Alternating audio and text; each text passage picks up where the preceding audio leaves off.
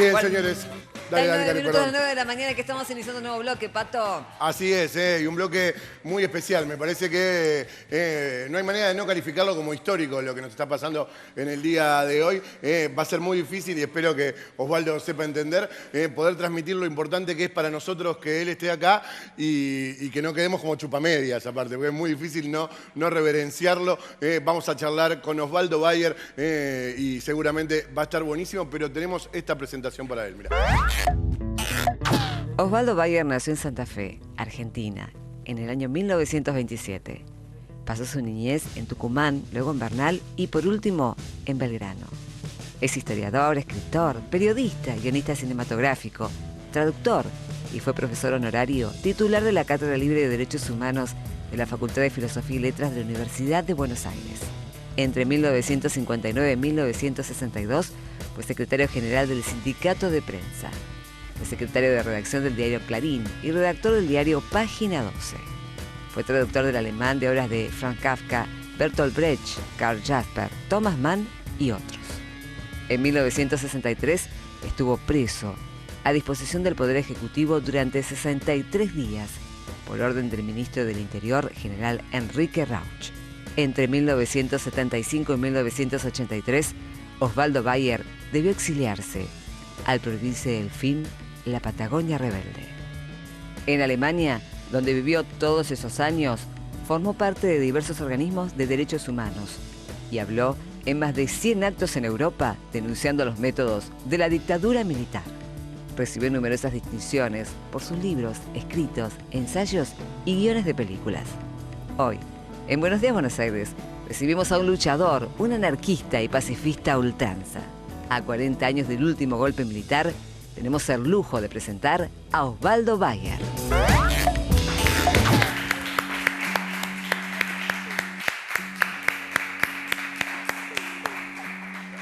Bienvenido, Osvaldo.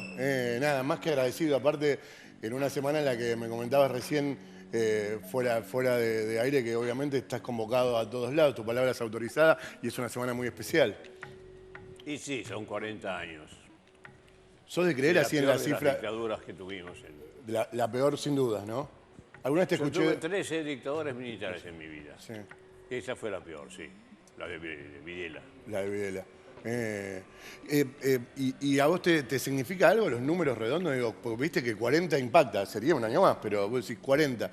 Y justo en el contexto en el que se dan estos 40 años, ¿no? Con la visita del presidente de Estados Unidos, con un gobierno de un color político que en algún momento fue cuestionado en temas de derechos humanos. No, ante todo hay que recordarlo. Hay que recordarlo.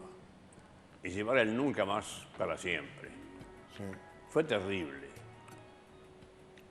Los queridos amigos que fueron muertos por la dictadura nunca más volverán. Terrible en todo ese periodo. El ser perseguido de esa manera, con tanta crueldad, que nos robaran todo, que nos dejaran sin nada. Por ejemplo, mi familia quedó para siempre separada porque justamente cuando entró la dictadura, mis hijos entraban en la facultad y tenían diversos empleos y esas cosas. Y bueno, hubo que empezar de nuevo allá, estudiaron allá, se recibieron allá, terminaron allá, tienen muy buenos empleos, se casaron allá, los 10 nietos nacieron allá, los 6 bisnietos nacieron allá. Y vos no pudiste no volver. Yo no pude no volver, No pudiste. era mi país. Claro, Pero me cuesta mucho. claro. Estoy 6 meses y 6 meses. Y ya me cuesta mucho con los 89 años. Pero nos cambió la vida. Claramente. Osvaldo, después vamos a retomar un poquito el tema de dictadura, pero tengo ganas de hablar un poco de vos. Está bien que te tutee, ¿no? Pero es difícil, ¿no? Pero me sale. Vos tenías como una necesidad de conocer cosas sobre el hombre, por lo que leí en entrevistas tuyas, ¿no? En algún momento estudiaste medicina, obviamente sos historiador, pero terminaste también siendo periodista. ¿Eso fue como una casualidad o en algún lugar el ser periodista e historiador a la vez te transformó como una especie de historiador contemporáneo, digamos? ¿Cómo se fue dando tu vocación, digamos? No, fueron normas que me fueron naciendo. Por ejemplo, estudié filosofía pero me dije, pero antes tengo que estudiar historia, para saber primero la historia del hombre y después saber filosofía. Claro. Y todo así. Y también, por ejemplo, digo, tengo que ser periodista para adquirir un estilo que me comprendan todos en mis libros, mis libros de historia, por ejemplo. Bueno, y me hice periodista, y eso ya me gustó. Estuve casi toda mi vida como periodista en diversas publicaciones, ¿no? Sí. Tengo en ese sentido una gran experiencia. ¿Dónde nació tu necesidad de, no sé si la palabra es ser justiciero, pero de todo el tiempo señalar las injusticias? Digamos, sobre todo, por ejemplo, con tu lucha que empezó acá con los pueblos originarios, en contra de las dictaduras, porque después te tocó sufrirlo, pero al principio lo tuyo fue una cuestión natural. Digamos, caíste en la Patagonia de casualidad. El ser humano está para eso, ¿no? Para buscar justicia, para llevar justicia a su sociedad, para no permitir cosas realmente que ocurran contra las leyes del país. Sí, pero no todo el mundo lo hace. Humanas, ¿eh? No todo el mundo lo hace. Bueno, esa es otra cosa. Claro. Yo lo hice, así me fue. Sí, y te habrás sentido muy solo más de una vez, o con grandes compañeros también. La injusticia, por ejemplo, de estar preso. Yo estuve preso en la cárcel de mujeres, nada menos. Me mandó la dictadura para castigo mayor a la cárcel de mujeres. Increíble. ¿Eso cuándo fue? ¿En qué época? Eso fue en la época de Videla. Antes del exilio. Eso fue antes del exilio, sí. ¿Cuánto tiempo? Estuve 46 días. Me sacó la embajada alemana, menos mal. Claro. Sí. Claro. Y vuelvo con lo de los pueblos originarios. ¿Ha sido uno de los que más impulsó para que se cambien calles con el nombre de Roca, por ejemplo? Más de una vez te escuché despotricar contra el billete con su cara. Digo, ¿cuándo empezaste a darte cuenta que lo que había pasado acá con los indios había sido, como vos lo calificaste más de una vez, genocidio? Cuando leí historia, ¿no? Basta leer los documentos firmados por Roca, que son de un racismo increíble. O por ejemplo, ya Rivadavia, que comienza con la campaña contra los ranqueles, Sí. ¿no? Hoy, para ahorrar balas, hemos degollado 27 ranqueles, por ejemplo. Eso decía en un informe oficial. Ese es el informe oficial, sí, del coronel Rauch, contratado, un coronel alemán contratado para exterminar a los indios ranqueles. Ese lo hizo Rivadavia, ya en el año 26. Sin embargo, nunca se tomó mal eso. Más todavía, que existían ya historiadores que estudiaron la historia de los ranqueles, decían que era un pueblo completamente pacífico. Sí. Pero claro, Rivadavia quería quedarse con las tierras, era necesario, eran muy productivas y muy cercanas.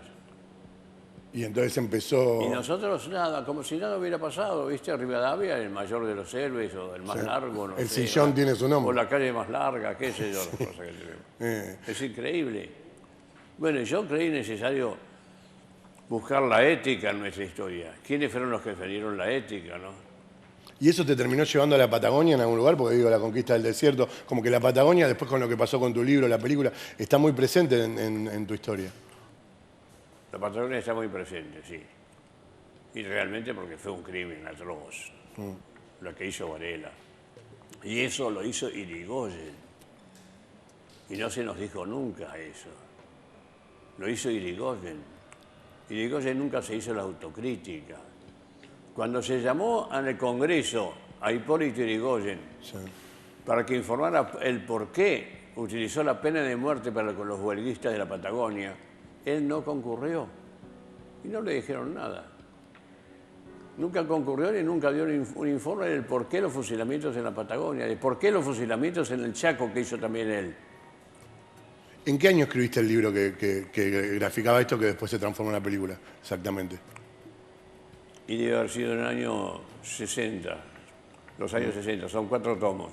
¿Y esa película fue la causa de tu exilio o vos ya eras un tipo buscado y cuestionado por varias cosas y eso fue la gota que colmó el vaso, digamos? No, yo era buscado por varias cosas, porque había sido también secretario general del sindicato de prensa. Sí. Y me tenían por izquierdista, digamos. Claro. Bueno. Cuando yo representaba a los trabajadores, De prensa, obviamente. nada más que por eso. En ese momento fue que vos tuviste como una reunión con el Che, siendo parte del sindicato de prensa o no? Sí, Sí. claro, cuando fui por el sindicato de prensa, Bueno, cualquiera que se hubiera reunido con el Che era peligroso, obviamente. y también, ¿Eh? sí, ¿Cómo fue esa reunión? con el Che, Sí. inolvidable. El Che es un ser inolvidable, pero demasiado idealista tal vez. Demasiado idealista. Es verdad que él te contó cómo era realmente su idea de hacer la revolución Claro. latinoamericana. Sí, ¿no? Porque uno de los presentes nuestros le preguntó cómo había que hacer la revolución en la Argentina. Y él le dijo, un grupo de compañeros se reúne en las sierras de Córdoba y ya se queda allí, me acuerdo, ya se queda allí. Y estos se van a interesar en los diarios y entonces van llegando compañeros. Cuando ya son 50, ya bajan, me acuerdo de ese término, poético. Ya bajan y conquistan una comisaría y se llevan las armas. Claro. Y entonces siguen llegando, llegan 100 y llegan 200. Y cuando son 500, ya bajan definitivamente Claro. y van conquistando territorio. Hasta que llegan a la capital federal y lo está esperando una multitud en Rivadavia y la General Paz. Y de allí él, es decir, los compañeros llaman a atacar a la Casa de Gobierno. Se marcha hacia la Casa de Gobierno, la toman y ya está declarada la revolución. Él se imaginaba como traspolar todo lo que había pasado en Cuba acá, pero digamos, la distancia era un poco más grande, la situación era bastante distinta. Bueno, entonces hubo un silencio total, ¿no? Éramos presentes 3 mujeres y 2 hombres. Las mujeres con la boca abierta, enamoradas completamente del Che. Ah, porque era un galán. Sí. Y yo fui el único que le dijo, ¿hay alguna pregunta? Y yo hice una pregunta y siempre meto la pata, como cuando se dice. Le digo, compañero Che, digo, muy interesante lo que usted nos contó, digo, muy heroico, muy romántico. Pero no nos habló de la represión. Digo, porque ya cuando ya bajan por primera vez, Sí. ya van a mandar la gendarmería, o la infantería, o la aviación, la represión. Usted no nos habló de la represión, lo que quisiera que nos hablara de la represión. Claro, ¿cómo se va a manejar eso? Y él me miró con inmensa tristeza, era un poeta, con inmensa tristeza. Y me contestó con solamente 2 palabras. Son todos mercenarios. Y los argentinos de delegación me miraron todos como diciendo, claro, ¿Cómo? tontos, Claro, ¿no ¿cómo? te das cuenta que son todos mercenarios? Sí, son mercenarios, pero tienen Sí, ametralladoras, lo tienen. aviones, bombardeos, bueno, tropas educadas especialmente. Esa- Yo pensé, digo, a lo mejor tiene razón, a lo mejor no hay que pensar en la represión para hacer la revolución. Claro. No sé. Sí, porque si lo pensás ya te reprimís, te autorreprimís, digamos, antes de empezar. Pero me hice expulsar de Cuba, por esa pregunta. Por esa pregunta. Y después Entré muchos años después. te llevo un poco a los días del exilio. Leí el otro día en Página 12 que vos como, no sé si se van a editar, vos me corregirás, o como que volviste a releer la correspondencia que tenías con Osvaldo Soriano en la época del exilio, que hay cosas muy interesantes, muy personales también, y muy gráficas de lo que pasaba en ese momento. ¿Se va a editar eso? Ojalá, yo creo que sí. ¿Sí? Yo creo que sí. ¿Cómo era Soriano? Y Perdóname, Soriano fue el mejor amigo, un tipo muy gracioso, muy buen amigo. ¿Te puedo hacer una pregunta muy particular? Perdón, así que no, cariñosamente, como decían los que lo querían, del gordo. Yo tengo la teoría de que Soriano fue uno de los periodistas / intelectuales que le abrió la puerta al fútbol, por decirlo de alguna manera. Antes, viste que el fútbol era como algo demasiado popular para los claustros, digamos, Sí. para quienes pensaban. Y Soriano era muy futbolero. Sí. ¿Cómo vivía él la época del 78? Digamos? Porque yo me imagino que él, como futbolero, debía estar pendiente de lo que pasaba, que Argentina salga campeón mundial, futbolísticamente le debería gustar, Claro. pero a la vez estaba enterado de lo que estaba pasando. ¿Cómo vivía él esa situación con el Mundial? Lo vivía increíblemente, les vivía contar la anécdota en el exilio. ¿Él veía los partidos, ponele, allá? En el exilio, sí, pero se mandaba la parte. En el exilio, por ejemplo, un buen día serían las 8 de la noche, un domingo, me dice, ¿me permitís hablar por teléfono? Tengo que hablar a Buenos Aires con mi abogado, que tienen que presentar unos papeles. Y digo, sí, anda. Y entró, pero cerró la puerta. Y yo pensé, se cree que me voy a meter la mula. Va a preguntar cómo anda San Lorenzo de Almagro. ¿Qué con el abogado?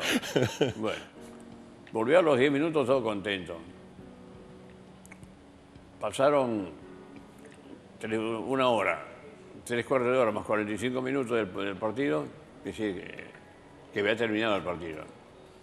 Dice, vos sabés que no me olvidé de preguntarle una cosa a mi abogado. ¿Me dejas hablar de hebreo? Digo, sí, anda. Habló. Y volvió todo contento. Y entonces yo solemnemente le dije, ¿por qué él es hincha de San Lorenzo? Era hincha de San Lorenzo.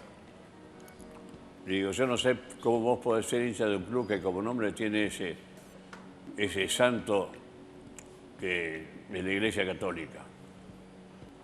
Y ahí se sintió descubierto. Claro. Y me dijo, anda a la puta que te parió. Así nomás. Le sacaste la ficha. Y se encerró, no almorzó, no cenó conmigo. A la mañana siguiente preparé bien el desayuno y lo esperé sonriendo, ¿no? Bueno, entró todo desgreñado, no me saludó. Y cuando íbamos a empezar me dijo, yo soy hincha de Rosario Central. Cuando entró me dijo, yo no sé cómo vos podés ser hincha de un club que como nombre tiene ese artefacto con que rezan las viejas. Yo me levanté, le di la mano y digo, me ganaste. Mirá cómo se la pensó. La tuvo un rato largo. La ciudad de Rosario, no por el artefacto. Claro, artefacto. Pescó bien. Muy bien. Bueno, en la época del exilio vos decías que recién que el Che quizás fue demasiado idealista, y yo leí que vos tuviste como un arranque de idealismo extremo cuando estabas en el exilio. Contame de la idea esa que tenías de un avión lleno de escritores exiliados, más latinoamericanos por el mundo apoyando y que caigan en medio de la dictadura y aterricen acá en Buenos Aires. ¿Cómo fue esa idea que al final no se dio? Bueno, iba a cambiar de dictador la Argentina, se anunció. Cuando estaría por empezar, Cuando ¿quién? Se Galtieri. fue Videla y entró, no me acuerdo Viola. quién entró, Viola. Bueno, entonces yo pensé, es el momento de llegar allí.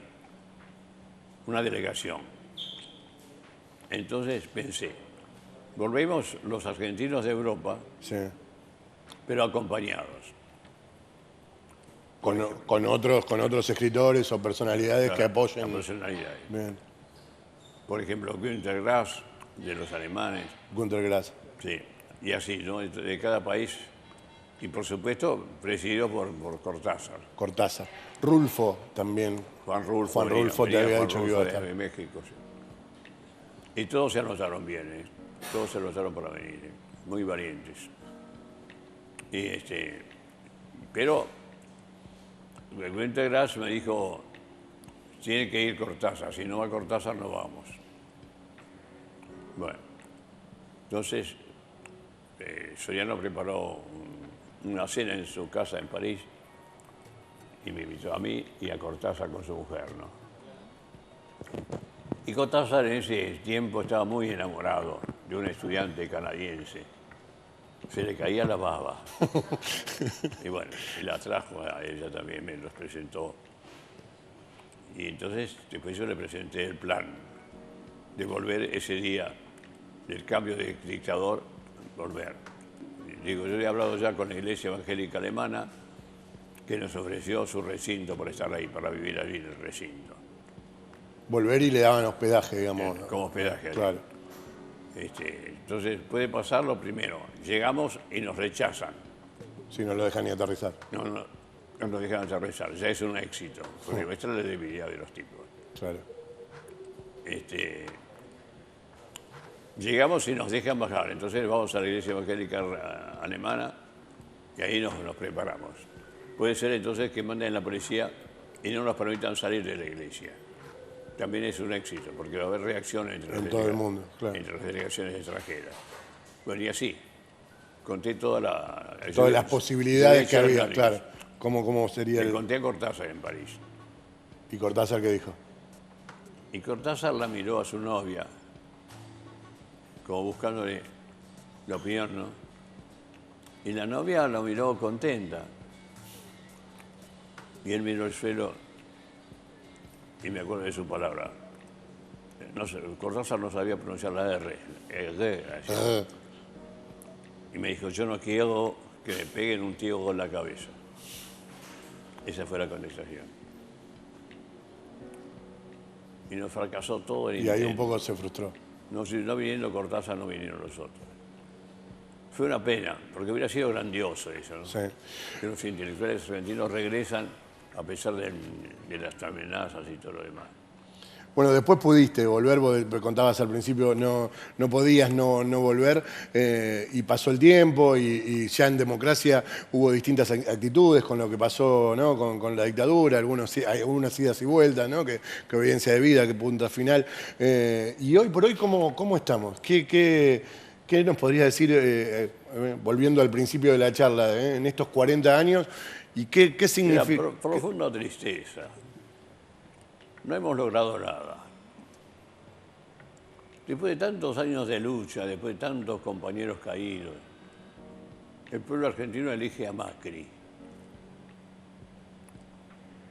Un hombre de la ideología de la década del 30. Es exactamente lo mismo. Conservador, absolutamente conservador. Se luchó tanto para tener a Macri de presidente. Sí. Yo quizás demasiado optimista digo, bueno, pero es la primera vez que por lo menos lo votamos. Antes una ideología así no la imponían por la fuerza. Vamos, ¿eso no sería un crecimiento democrático? Por lo menos se votó. Mira, es como para pegarse un tiro. Está bien, pero digo, Que, pero podemos volver a votar dentro de poco si no hace... Por fin hemos votado un conservador, con la procedencia de todas las dictaduras que hubo, todos. Es como que no aprendimos, dice usted. No aprendimos absolutamente nada, ¿no? Vamos a volver a lo de antes. Vos no vivís en la década del 30, yo la viví. No, más vale. Sí, Pero claro. lo que yo estudié me contaban es que Era un antes a los conservadores absoluto. los iban a buscar y era por la fuerza. Y ahora, por lo menos, la gente lo eligió. Eso es la gran diferencia. Es peor. No, es peor. Es peor. Para vos es peor. Peor, porque antes se elegía con el voto metiendo la mula. Claro, no lo imponía. Y esta vez se votó con el voto directo, con el voto firme, digamos. Así que no sé, no hemos aprendido nada. Mucho no, ¿no? Y es un poco... No, seguiremos luchando dentro de la democracia, para seguir con la democracia, pero vamos a tener una oposición bastante dura, ¿no? Lo vamos a hacer. Y que justo un presidente de los Estados Unidos venga... ¿A qué te suena a vos que justo Obama diga, bueno, se van a desclasificar los archivos, que salte el Papa diciendo que en el Vaticano también? ¿Eso es medio un gesto? ¿Es real? Es una vergüenza, es una vergüenza. Porque la política de Estados Unidos con los dictadores siempre fue fiel a las dictaduras. Y ahora resulta que viene Obama. Habría que preguntarle por qué no hace un análisis. Bueno, parece ser que lo va a hacer, ¿no? Claro. Pero igual. Pero Bueno, parece que han aprendido algo, pero vamos a ver. Por lo menos se hace un poco más. Lo bueno, digo, el gesto de que acepte esta desclasificación de los archivos, ¿no te parece un puro gesto o es algo que quizás lo sientan? No, me parece algo falso, ¿no? Porque antes hicieron una política absoluta favorable a todas las dictaduras. Pero bueno, por lo menos es un principio. ¿Dónde te va a encontrar el 24 de marzo? ¿Eh? ¿Dónde te va a encontrar el 24 de marzo, ahora ya en estos 40 años? ¿Qué vas a hacer ese día? Bueno, en la calle voy a estar en los actos. Ya me invitaron en varios lugares para hablar. Bien. Así que vamos a hablar. Es mucho la experiencia, ¿no? Claro. Soy uno de los pocos que pasó 16 dictaduras militares, ¿no? O 13, no me acuerdo ya me confundo. Están confundidos. Sí. Y siempre seguiste nunca tuviste como un espíritu revanchista. Vos te seguís presentando como pacifista primero y anarquista después. Nunca te pasó decir, bueno, la cuestión de las armas nunca estuvo bien para vos. No. Más que en el servicio militar me mandaron a la brigada de limpieza. Estuve 1 año y medio barriendo el cuartel. Porque no quería usar armas. ¿Eh? Porque no querías usar armas. No, no quería usar armas. Pero fue muy lindo darle el ejemplo. Bien. Bueno, Osvaldo, la verdad te tendríamos acá retenido toda la mañana, pero bueno, nos dijeron que tenés varios compromisos y la verdad que es un honor Sí, y no claro. hay manera de no estar agradecido de que hayas hecho el esfuerzo de venir a La fecha visitarnos. cercana hace que nos inviten de todos lados a los que tenemos la experiencia Sí. de haber vivido bajo todas las dictaduras militares, ¿no? Y está bien, y es Yo tenía 3 años cuando la primera dictadura, la de Uriburu. Así que las viví todas. y nosotros te agradecemos que nos ayudes a los más jóvenes, a los no tanto, a los más o menos, pero que todos sigamos hablando del tema, que Ojalá mantengamos nunca viva más. la memoria. Ojalá Ojalá nunca nunca más. Ojalá nunca más. Un fuerte aplauso para Osvaldo. Osvaldo Bayer, un lujo que nos damos aquí en Buenos Días, Buenos Aires. Nos vamos a ir a una pequeña pausa y seguimos hasta las 12 del mediodía como todos los días. Ya volvemos, dale.